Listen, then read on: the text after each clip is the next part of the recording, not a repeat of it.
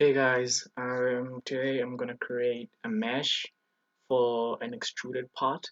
Usually we need to have meshes so that we can actually have an accurate simulation and actually see how the type of object reacts with a load or with a moment or with a static force, with anything of which we want to try and simulate on the part, so we can see how it can actually react in a real life situation kind of way. So we'll create an I-beam. It has to be a part. So we'll create an I-beam. I have created beams before. In the first video, I showed videos of how to create them. So I'm just gonna rush through this part.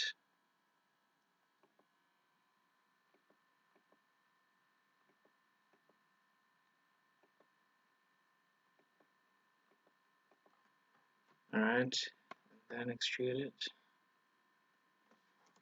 Give it a depth. Alright, now the second part would actually be to make it a mesh, but before we can make it a mesh, we need to fill in some info. But the most important info is the step. You can put in the property. Uh, the property would be basically your your material type, your sections, which are the most vital ones when you go into simulations. But we'll get to those. For now, we need to create an instance. So that will be the instance for our part. That's done. Then we need to create a step. Has to be general.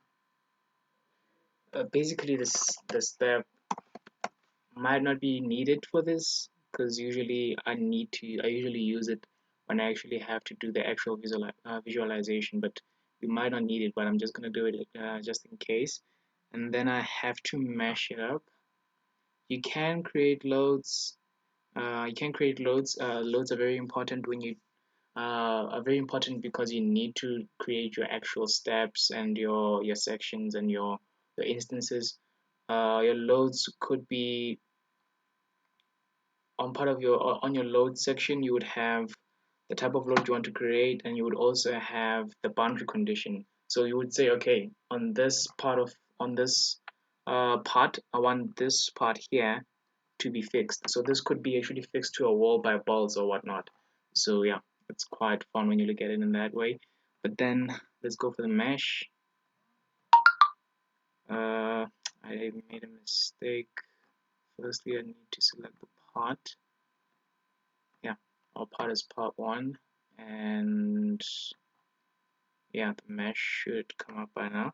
The size, the bigger the mesh, the more accurate your simulation gets to be.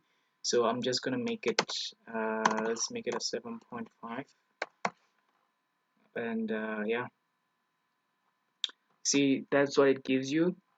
The bigger the mesh, the more accurate. So if you have 10, the 10 is actually your intervals between your nodes or between your points.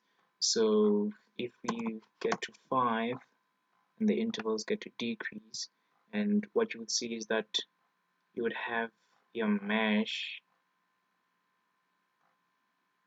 and create the mesh, and that's how your mesh looks like. If you create the global size to be even smaller, let's try and make it even smaller.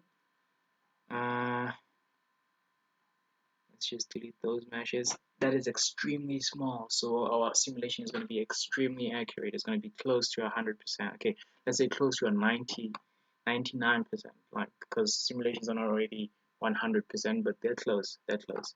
Because yeah, things are different when you look at the actual real world. So let's look at this. That is a very very small, and it's the most. It gets to be more accurate the the smaller your meshes get to be, the smaller your intervals between the 2 points get to be, the more accurate your mesh gets to be, the more accurate the simulation gets to be. So that is the mesh for an I-beam. Alright, we can try and make another part 2 extrusion. This time let's make a cylinder. You can use this as a pillar or whatnot.